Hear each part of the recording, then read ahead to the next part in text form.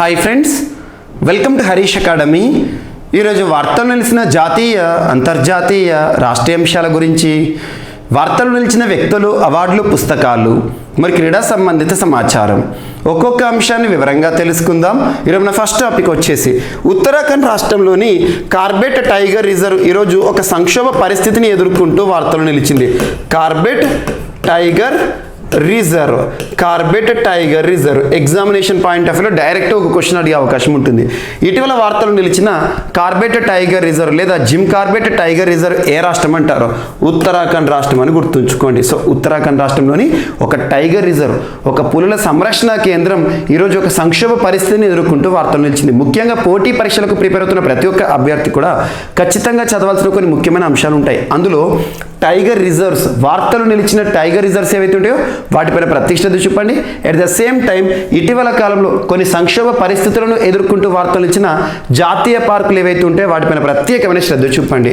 లేదా ఇటీవల వార్తలు నిలిచిన జాతీయ పార్కులు కానివ్వండి. ఉదాహరణ తీసుకుంటే ఇటీవల భారతదేశంలో చీతాస్ రీఇంట్రడక్షన్ అనే ఒక టాపిక్ని మనం చూసాము.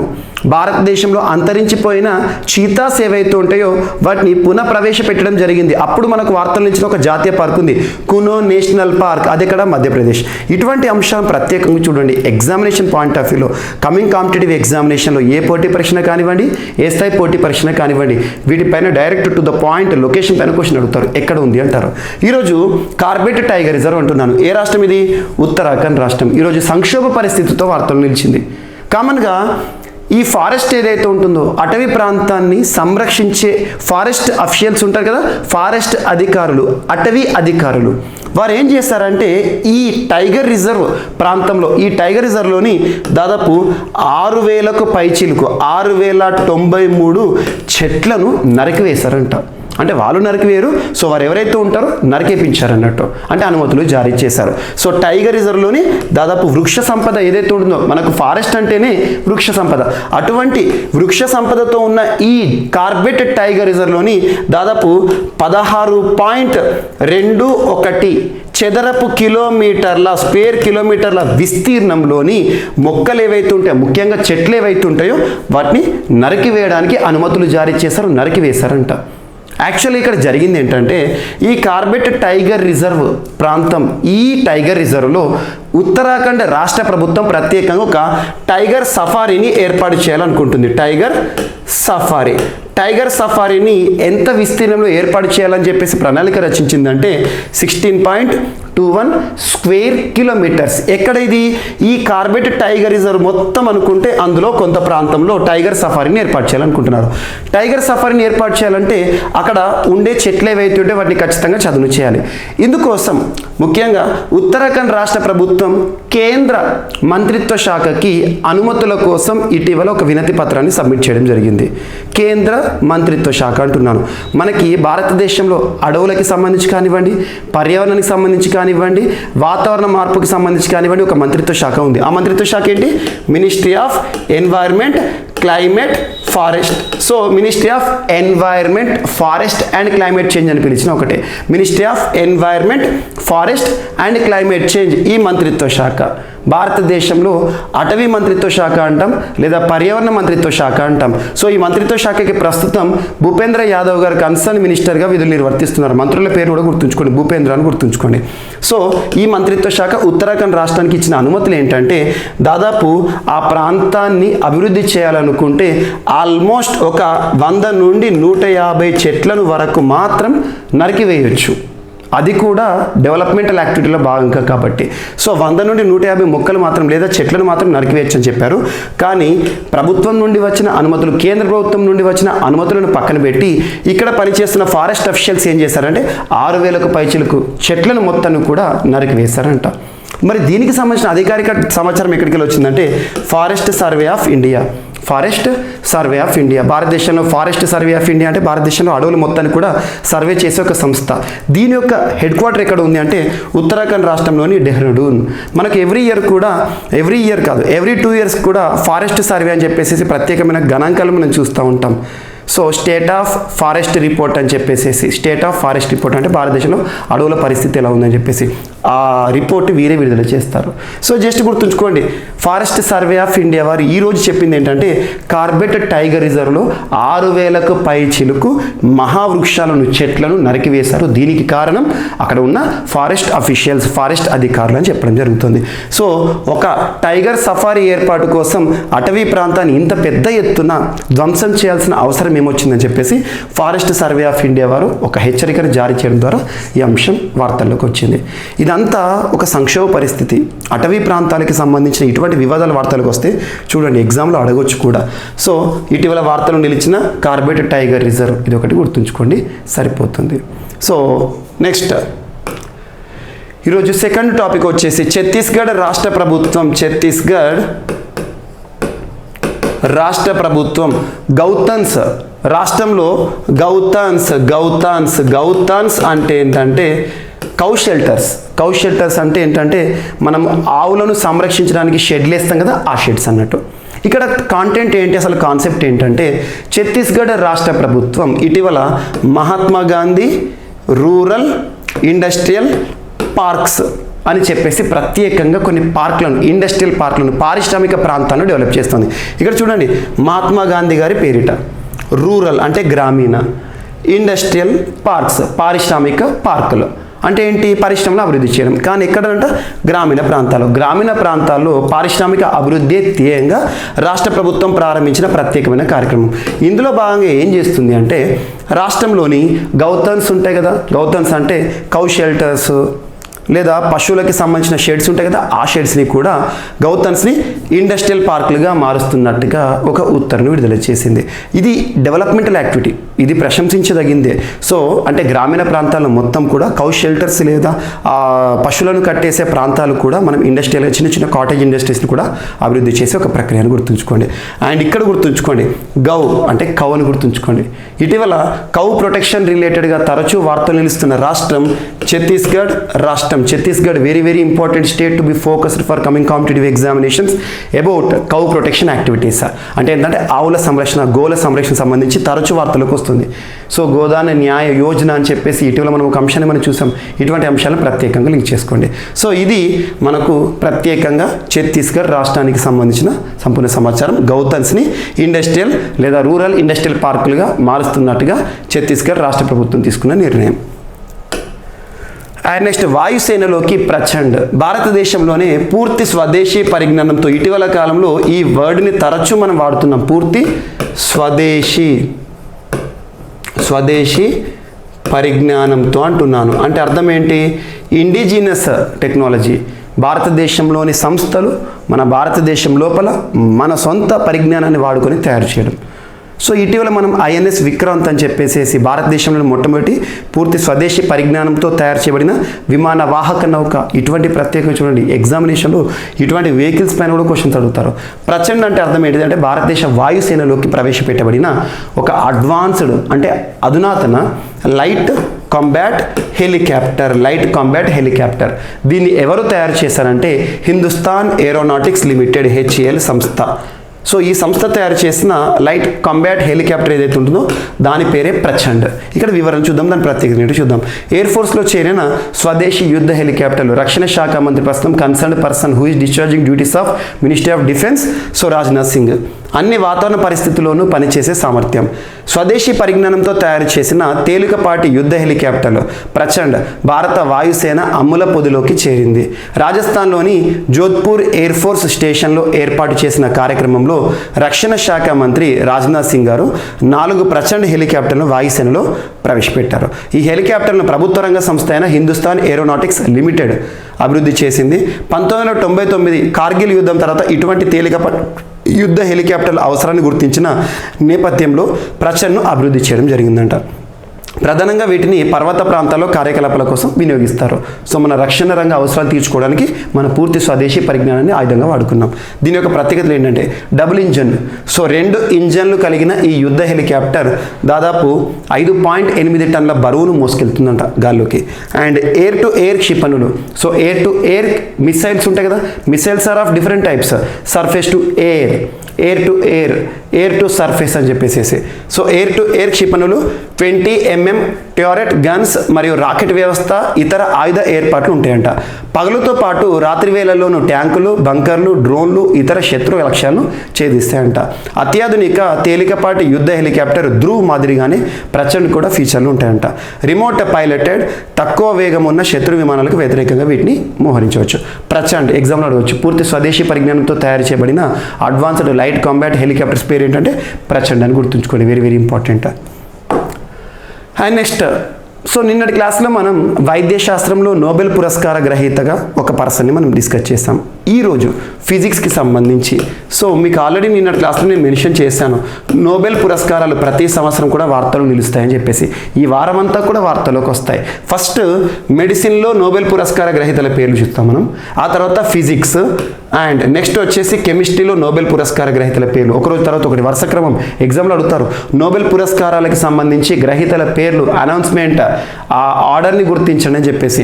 నెక్స్ట్ వచ్చేసి లిటరేచర్, నెక్స్ట్ వచ్చేసి పీస్, లాస్ట్కి వచ్చేసేసి ఎకనామిక్స్. ఈ 6 రంగాల్లో నోబెల్ పురస్కారాలను మనం చూస్తూ ఉంటాం. సో నిన్నటి క్లాస్లో మనం మెడిసిన్కి సంబంధించి చూసాము. నిన్నటి రోజున వార్తలకు వచ్చిన మళ్ళీ ఫిజిక్స్, భౌతిక శాస్త్రంలో ఈ సంవత్సరం నోబెల్ పురస్కార గ్రహీతలుగా 3 వార్తలకు వచ్చారు. నోబెల్ యొక్క ప్రత్యేకత ఏంటంటే ఒక రంగంలో 3 వ్యక్తులకు మించి ఇవ్వకూడదు, కానీ ఒక రంగంలో మాత్రం 3 వ్యక్తులతో పాటు ఒక సంస్థకి కూడా ప్రదానం చేయొచ్చు. ఆ రంగం ఏంటంటే శాంతి రంగం. ఇవన్నీ కూడా ప్రత్యేకంగా మనం డిస్కస్ చేద్దాం. తర్వాత ఇవన్నీ అయిపోయాక స్పెషల్ వీడియోని మీకు తీసుకురావడం జరుగుతుంది. సో భౌతిక శాస్త్రంలో విశేష కృషి చేసిన 3కి ప్రపంచంలో అత్యున్నత పురస్కారం నోబెల్ వరించింది. భౌతిక శాస్త్రంలో Alain Aspect, John F Clauser and Anton Zeilinger 3 persons గుర్తుంచుకోండి.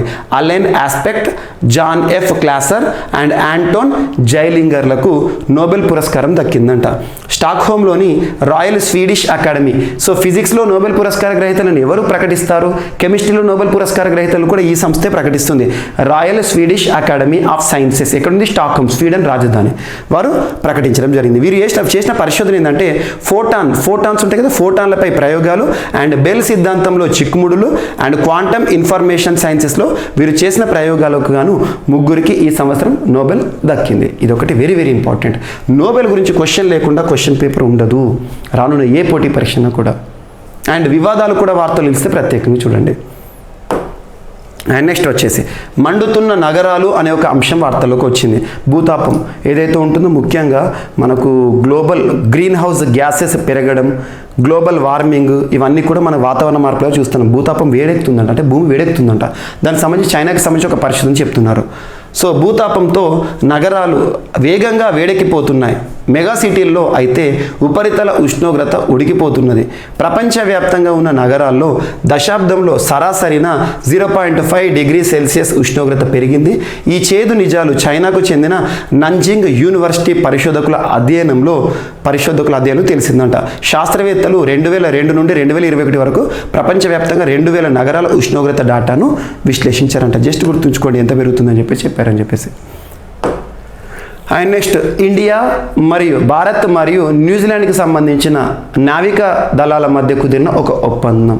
ఆ ఒప్పందం పేరు ఏంటంటే వైట్ షిప్పింగ్ ఇన్ఫర్మేషన్ ఎక్స్చేంజ్.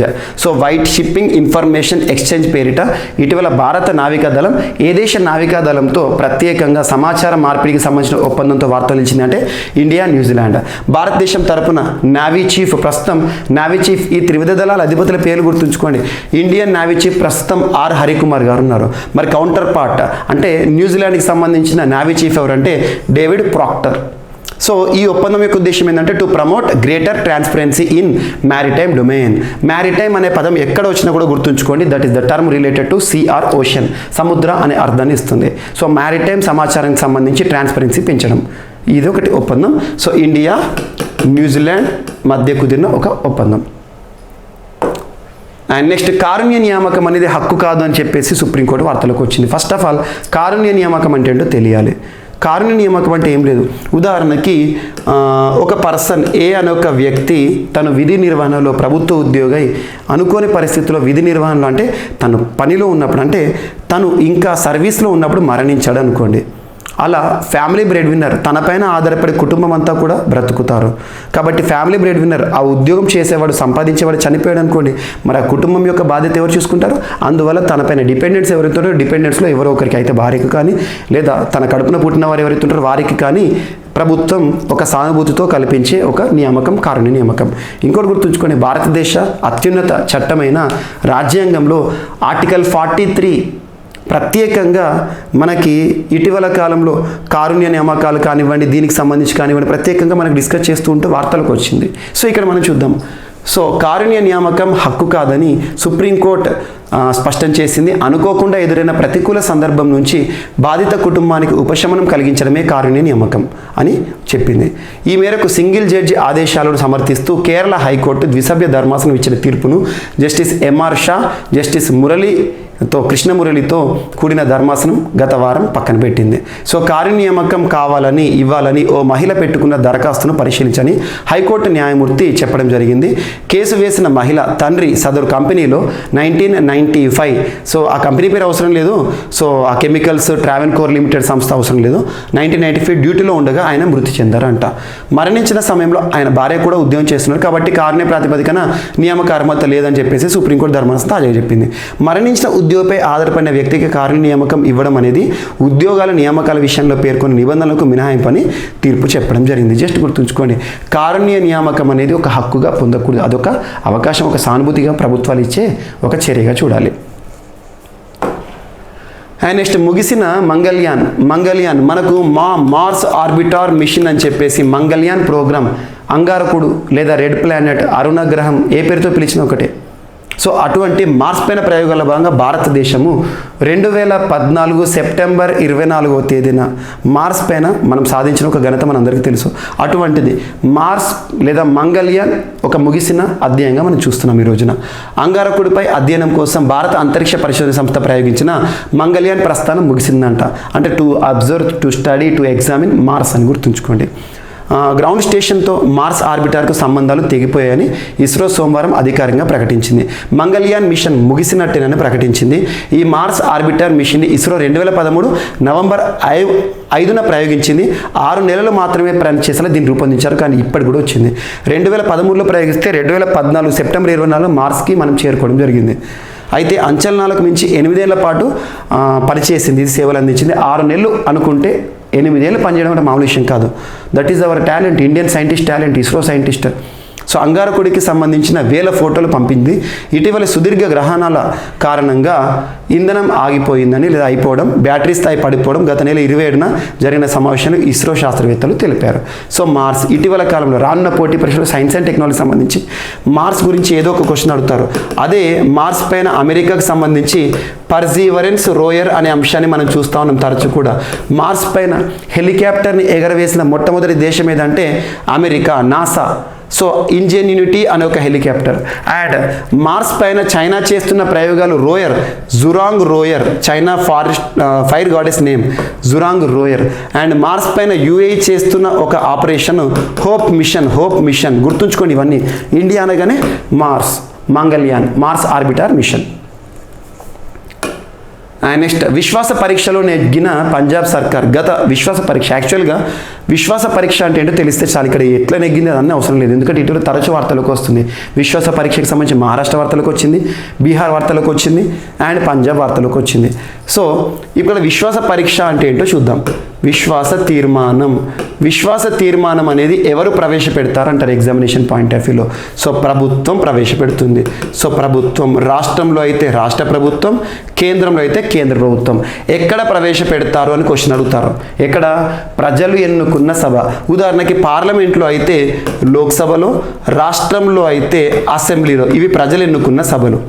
పార్లమెంట్లో లోక్సభ ఎంపీలు, రాష్ట్రంలో అయితే అసెంబ్లీలో ఎమ్మెల్యేలు ఉంటారు. సో ఈ సభలో ప్రభుత్వం ప్రవేశపెట్టేదే విశ్వాస తీర్మానం. విశ్వాస తీర్మానం ఏంటంటే ఎప్పుడైనా ప్రభుత్వాలకు సంబంధించి అలయన్స్, సంకీర్ణ ప్రభుత్వం నుండి ఒక పార్టీ బయటకు వచ్చినప్పుడు కానివ్వండి, అటువంటి సమయంలో వస్తాయి. అంటే ప్రభుత్వం మీ విశ్వాసాన్ని సభా వేదికగా ఫ్లోర్లో తెలుసుకోండి, ఫ్లోర్ టెస్ట్ అంటారు.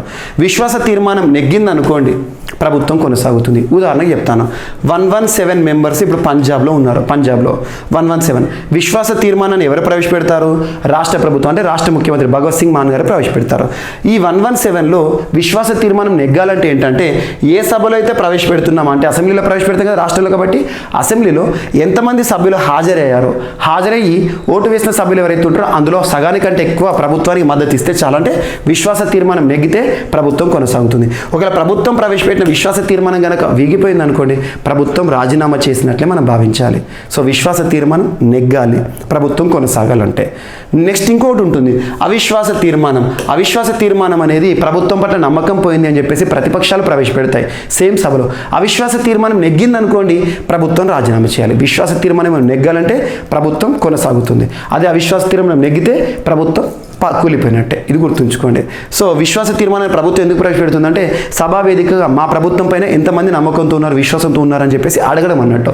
సో ఇదే విశ్వాస తీర్మానం. అది పంజాబ్కి సంబంధించి వార్తలకు వచ్చింది. విశ్వాస పరీక్షలో భగవత్ సింగ్ మాన్ నేతృత్వంలోని పంజాబ్ సర్కార్ నెగ్గింది. ఆమ్ ఆద్మీ పార్టీ 91 మందితో పాటు మరో 2 కూడా ప్రభుత్వంపై విశ్వాసాన్ని ప్రకటించారు. మొత్తం 93 ఓట్లతో అంటే 117లో 93 ఓట్లతో తీర్మానం నెగ్గింది. ప్రభుత్వాన్ని కూల్చేందుకు ఆ రాష్ట్రంలో ప్రతిపక్ష పార్టీ ఇటీవల ఒక లేవనెత్తిన సమస్య కారణంగా ఈ విశ్వాస తీర్మానం వార్తలకు వచ్చింది. అండ్ నెక్స్ట్ యువ అనే ఒక ప్రోగ్రామ్ని నరేంద్ర మోదీ గారు ప్రారంభించారు. యువ 2.0. యువ అంటే యంగ్, అప్కమింగ్, వర్సటైల్ ఆథర్స్ అంటే రచయితలు. యంగ్ అంటే యువ రచయితలు. అప్కమింగ్ అంటే ఇప్పుడిప్పుడే ఎమర్జింగ్ సాహిత్య రంగంలో అడుగు పెడుతున్న రచయితలు. సో యువ రచయితలకు ప్రత్యేక ప్రోత్సాహం కలిగించడంలో భాగంగా కేంద్ర ప్రభుత్వం యువ అనే ఒక ప్రత్యేక ప్రోగ్రామ్ని ప్రారంభించింది. ఈ సంవత్సరం 2.0 యువ 2.0 ఎడిషన్ని ప్రారంభించారు. ఎగ్జామ్లో అడుగుతారు ఇటీవల యువ 2.0 వార్తలకు వచ్చింది. ఎవరికి సంబంధించి ప్రత్యేక ప్రోత్సాహం అంటే యువ రచయితలకి సంబంధించి.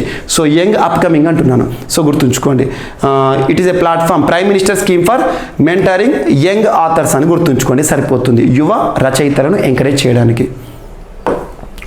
అండ్ నెక్స్ట్ రాష్ట్రీయ అంశాల భాగంగా ఆంధ్రప్రదేశ్ రాష్ట్రానికి టైమ్స్ అవార్డు దక్కింది. ఏపీకి టైమ్స్ ఆఫ్ ఇండియా అవార్డు దక్కింది. అదేంటో చూద్దాం.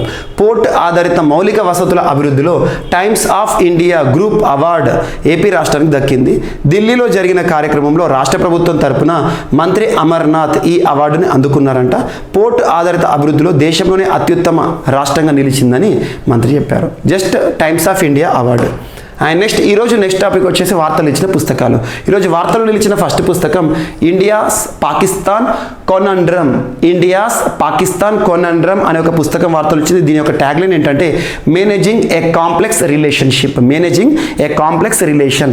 ఇండియా పాకిస్తాన్ సంబంధించిన సంబంధాల విషయంలో ఎవరు రాశారంటే శరత్ సబర్వాల్ గారు రాసిన పుస్తకం ఇండియాస్ పాకిస్తాన్ కొనండ్రమ్ అనే ఒక పుస్తకం, మేనేజింగ్ ఏ కాంప్లెక్స్ రిలేషన్షిప్ అనే ఒక పుస్తకం వార్తలోకి వచ్చింది.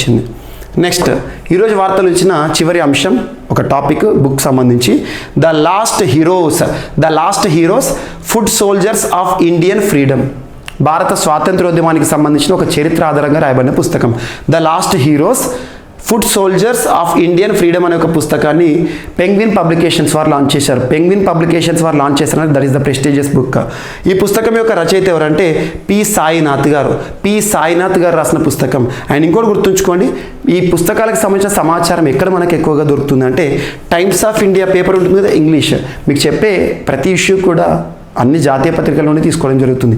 టైమ్స్ ఆఫ్ ఇండియా పేపర్లో వీటికి సంబంధించిన రివ్యూస్ కానివ్వండి, ఇటువంటి బుక్స్ వార్తలకు వస్తాయి కదా, వాటిని మనం నేర్చుకోవాల్సి ఉంటుంది. So the last heroes food soldiers of Indian freedom అనే పుస్తకం ఆథర్ ఎవరంటే సాయినాథ్. సో ఇవి ఈరోజు వార్తలు నిలిచిన అంశాలు. ఒకసారి ర్యాపిడ్గా చూస్తే సో కార్బెట్ టైగర్ రిజర్వ్ ఈరోజు సంక్షోభ పరిస్థితిని ఎదుర్కొంటూ వార్తలు ఇచ్చింది. ఉత్తరాఖండ్ రాష్ట్రంలో ఉంది. అండ్ నెక్స్ట్ రాష్ట్రంలోని గోశాలలను రూరల్ ఇండస్ట్రియల్ పార్కులుగా మారుస్తూ ఛత్తీస్గఢ్ రాష్ట్ర ప్రభుత్వం తీసుకున్న కీలక నిర్ణయం. అండ్ వాయుసేనలోకి ప్రచండ్ లైట్ కాంబాట్ హెలికాప్టర్స్ ఎవరు తయారు చేశారంటే హిందుస్థాన్ ఏరోనాటిక్స్ లిమిటెడ్ సంస్థ. అండ్ భౌతిక శాస్త్రంలో 3 నోబెల్ పురస్కారం. వాళ్ళ పేరు గుర్తుంచుకోండి, వాళ్ళ పరిశోధన గుర్తుంచుకోండి. అండ్ మండుతున్న నగరాలు అని చెప్పేసి చైనాకి సంబంధించిన ఒక పరిశోధన వార్తలోకి వచ్చింది. అండ్ ఇండియా మరియు న్యూజిలాండ్కి సంబంధించిన నావికా దళాల మధ్య కుదిరిన ఒప్పందం. నెక్స్ట్ కారుణ్య నియామకం అనేది ఒక హక్కు కాదని చెప్తూ న్యాయస్థానం ఇచ్చిన తీర్పు. ముగిసిన మంగళయాన్ 2013లో మనం చేసిన ఇస్రో ప్రయోగించిన మంగళయాన్ ఇప్పుడు సిగ్నలింగ్ వ్యవస్థ అనేది కట్ అయిందని చెప్పేసి ఇస్రో వారు చేసిన అధికారిక సమాచారం. అండ్ విశ్వాస పరీక్షలో నెగ్గిన పంజాబ్ సర్కార్. ఇక్కడ పంజాబ్ సర్కార్ నెగ్గిందా మహారాష్ట్ర ప్రభుత్వం కాదు. విశ్వాస పరీక్ష అంటే ఏంటో తెలియాలి. నెక్స్ట్ యువ 2.0 స్కీమ్ని భారత ప్రధాని నరేంద్ర మోదీ గారు లాంచ్ చేశారు. యువ ఆథర్స్, యంగ్ ఆథర్స్ సంబంధించి ఏపీకి టైమ్స్ ఆఫ్ ఇండియా పురస్కారం. And next India's Pakistan conundrum managing a complex relation అనే ఒక పుస్తకాన్ని శరత్ సబర్వాల్ గారు రాశారు. And the last heroes of foot soldiers of Indian freedom Sainath గారు రచించిన పుస్తకం ఈరోజు ప్రత్యేకంగా వార్తలు నిలిచింది.